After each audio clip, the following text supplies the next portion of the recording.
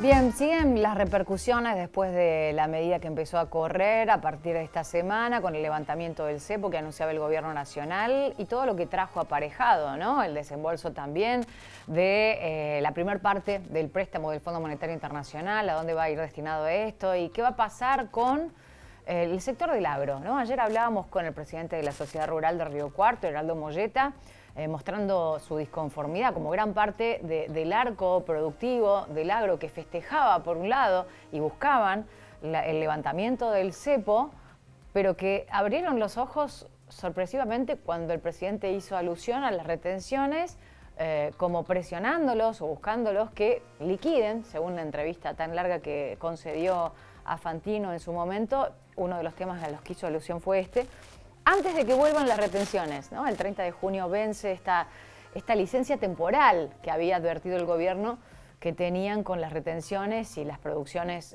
más importantes, como la soja, el maíz y demás.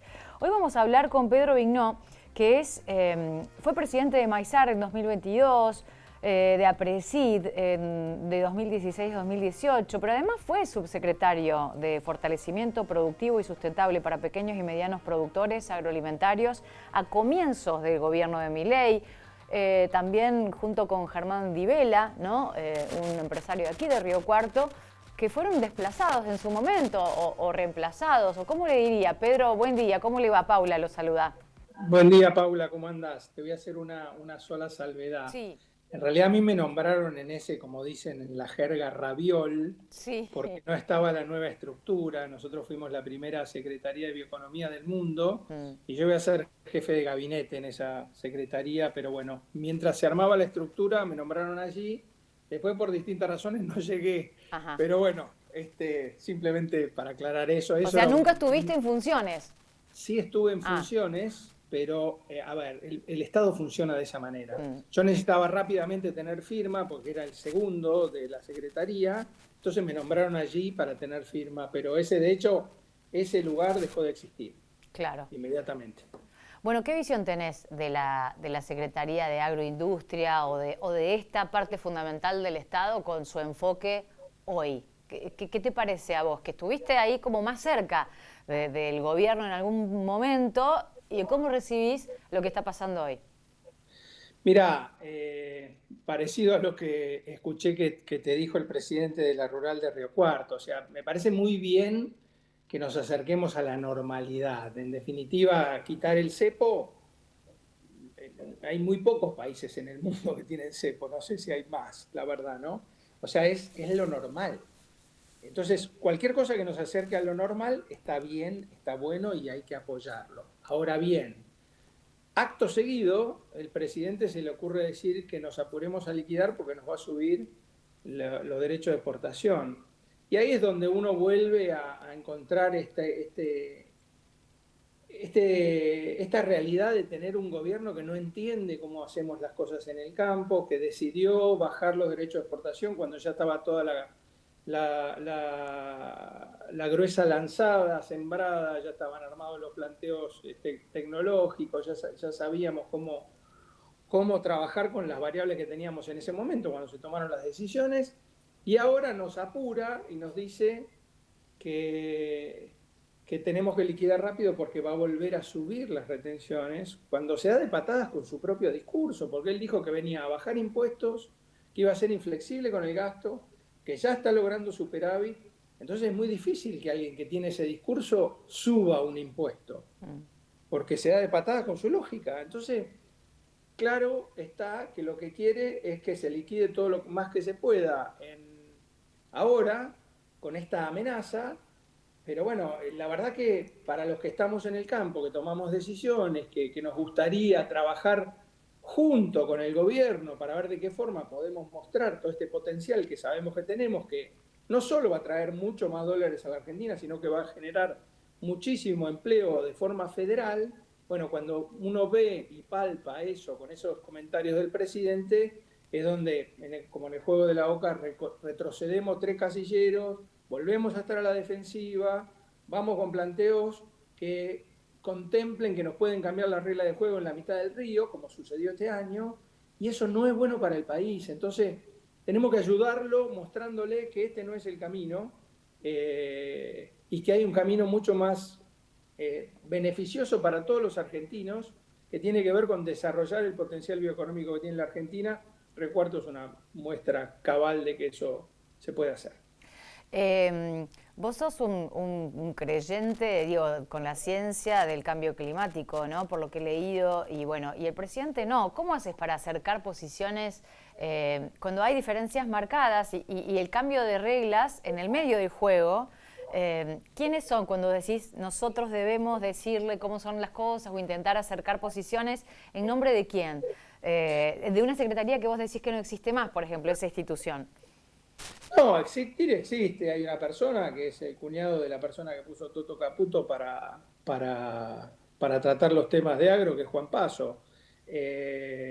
Pero no existe en la mesa chica donde se toman decisiones, y convengamos que somos el ámbito que trae el 88% de las divisas netas que entran a la Argentina. Y como bien dice Fada, que también es de ahí de Río Cuarto, Sí. 1 de cada 4 empleos privados tienen que ver con lo que nosotros hacemos. Entonces, ¿cómo puede ser que no haya alguien que entienda lo que hacemos sentado en la mesa chica de un país con estas características? Pero cuando digo eso, digo toda la dirigencia del agro. Tenemos que hacer el esfuerzo de hacerle entender que nosotros somos un vector de crecimiento y de desarrollo federal que le puede hacer muy bien a la Argentina. Entonces, eso es lo que duele, eso es lo que... Y yo siento que fracasé, porque yo estuve ahí y golpeé las puertas y no me escucharon. ¿Qué pasa con Vilela, Pedro? Bueno, Fernando hoy está en la actividad privada, sufrió lo mismo que sufrí yo. Éramos un equipo, ahí estaba Germán también. Sí. Germán y yo salimos juntos, Germán es vecino de ahí de la ciudad, gran amigo además, aprovecho para saludarlo, se me ve. Éramos un equipo que veníamos en definitiva a poder poner en marcha el potencial bioeconómico que tiene Argentina. Insisto, Río Cuarto es una gran muestra de ello. Y bueno, no nos escucharon, nos dijeron que no era el momento, fracasamos, vamos a hacer, yo me hago cargo, porque es fácil echarle la culpa al otro. No tuvimos la capacidad de seducción para mostrarlo, no era fácil, estaban muy centrados en la macroeconomía y no nos dejaban entrar. Pero tenemos que seguir insistiendo, porque hay muchos argentinos que la pasan mal y nosotros sabemos que podemos aportar y mucho. Entonces, no es fácil decir, bueno, listo, que venga el que sigue. Y no, porque el país sigue estando como está y hay que poner todo para que salgamos adelante, y tenemos mucho para salir adelante. Sí. Entonces tenemos que seguir insistiendo y tratando de ver cómo hacemos para que nos escuchen y para poner a funcionar el enorme potencial que ya es eterno, porque parece que estamos en una rotonda interminable que nunca salimos. Bueno, y estas cosas que pasan nos hacen ver que no avanzamos en ese sentido y es doloroso. Bueno, mientras tanto, ayer, porque hablaba con el presidente de la Rural, pero he leído comentarios de diferentes representantes del sector agro en general y todos mostraban ahí como expectativas para seguir con la voluntad de diálogo. Yo le preguntaba ayer a Moyeta si se volvían a imaginar el 30 de junio con la insistencia de las retenciones, si se imaginaba una medida de fuerza fuerte como un lockout, como cuando fue la 125, ¿no? Cuando ya llega a un punto en donde no hay vuelta atrás, ¿no? Como parece el gobierno que dijo el propio presidente, bueno, liquiden ahora, muchachos, porque vuelve a partir del 1 de julio las retenciones, ¿no? ¿Qué te imaginas que puede pasar en ese escenario? Quedan 2 meses. Sí, 2 meses de además un mundo muy convulsionado, porque no solo es lo que pasa adentro, es lo que pasa afuera, ¿no? Convengamos que afuera estamos viviendo una convulsión inmensa, que no sabemos dónde estamos parados con toda esta guerra comercial entre China y Estados Unidos, que son jugadores clave en cuanto a oferta y demanda de lo que nosotros producimos en el campo. Entonces, son 2 meses que puede pasar de todo y es difícil imaginarse cómo vamos a llegar a ese día. Y esto es minuto a minuto, o sea, yo me pongo en la piel nuestra. Yo estoy en Bolívar, provincia de Buenos Aires, sí, inundado. Y encima el gobierno se me lleva por retenciones, independientemente de que yo voy a perder plata, igual el gobierno me saca retenciones. ¿Qué producís vos actualmente, Pedro? Bueno, a ver, yo siembro, hacemos agricultura, yo ahora estoy haciendo agricultura con socios, pero Bolívar netamente es agricultura y ganadería, ¿no? Entonces vos te pones en la piel de mis vecinos y quieren prender fuego todo, porque imagínate que están perdiendo su capital y además tienen este sistema que independientemente de que vos ganes o pierdas plata, el Estado se queda con una parte importante de lo que vos producís, ¿no? En soja hoy 20 y pico %. O sea que eso seguramente van a querer ir al frente como locos. Va a depender mucho de cómo lleguemos, de qué haya pasado afuera, de cómo se hayan morigerado estas cuestiones que sale a decir el presidente, pero sin duda lo de fondo es que no hay un proyecto que nos incluya, que estemos sentados tomando decisiones en conjunto, y por eso vamos a seguir trabajando, mucho más allá de esta coyuntura de una fecha que suben o bajan retenciones, ¿no? Lo que tenemos como objetivo, los que de alguna forma estamos en la dirigencia, es poder encontrar los ámbitos de construcción mucho más allá del diálogo. Acá hay que hacerse socios, ¿no? Y decir, señores, nosotros tenemos que trabajar juntos para que la Argentina muestre su potencial, y nosotros somos uno de los vectores más importantes, yo diría el más importante hoy, en cuanto a lo que es generación de empleo federal y divisas que pueden entrar a la Argentina. Entonces tenemos la obligación de seguir trabajando para eso. Sí, pero hay un argumento fuerte que, bueno, por un lado el gobierno dice, no devaluamos, es fluctuación, pero hay una devaluación. Esto fue así a partir de la liberación del cepo de un 12-13%, algo que venía pidiendo el sector del agro para poder vender y exportar. Como que el gobierno dice, bueno, aprovechen ahora, muchachos, ese fue como el discurso, ¿no? Como una pequeña devaluación de esta fluctuación que empieza a regir ahora, como diciendo, bueno, este es el momento, esto es el beneficio para ustedes, porque después vuelve el derecho de exportación. Lo que quería decir es, hay un plan, lo que pasa es que no está el sector del agro incluido como el sector del agro quisiera. Y hay otros sectores incluso que dicen, bueno, pero tienen muchos beneficios, tienen muchos más beneficios que otros.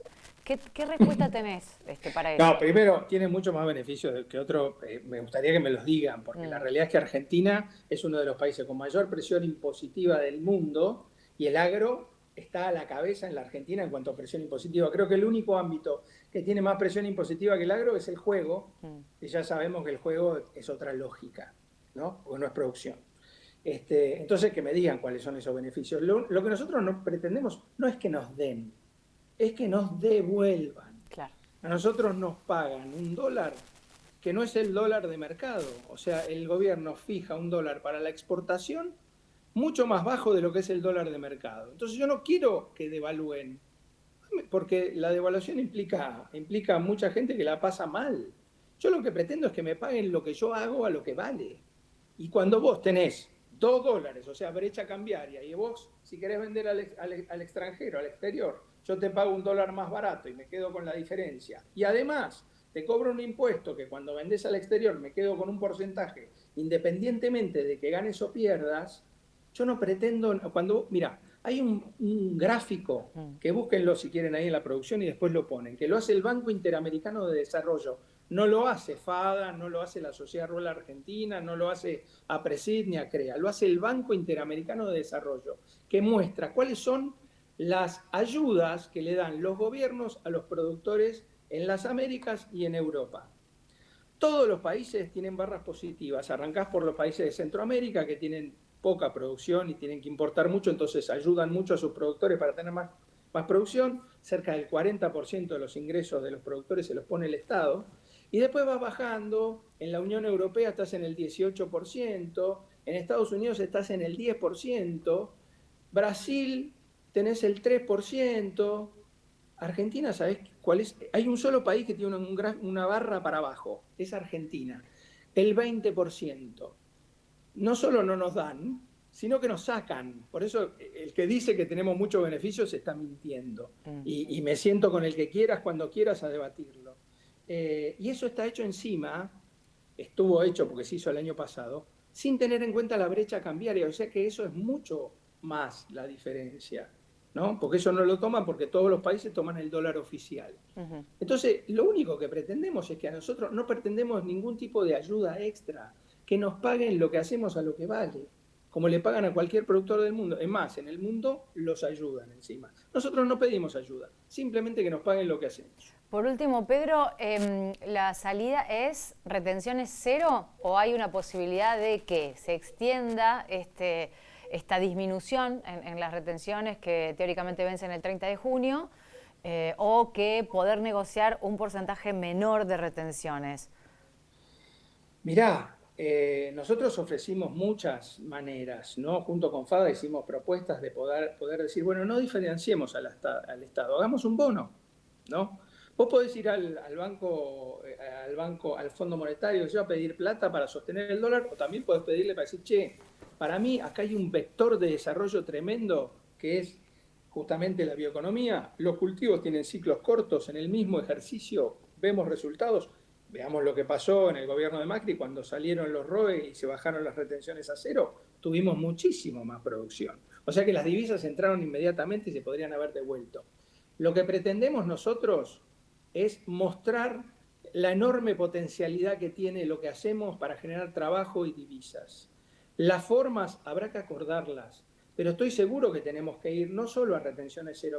A mí me decía un brasileño que está a cargo acá en Argentina del Instituto Interamericano de Cooperación para la Agricultura, del IICA, y nos decía, el peor negocio que podemos hacer los brasileros como país es que los productores siembren con su plata. El Estado les pone plata con tasas subsidiadas, por eso Brasil ayuda a su productor en ese gráfico en un 3-4%. ¿Para qué? Para que el productor esté pensando cómo hace crecer su empresa, ya sea de forma horizontal, vertical, transformando lo que hace, generando empleo local. Hay un plan de desarrollo.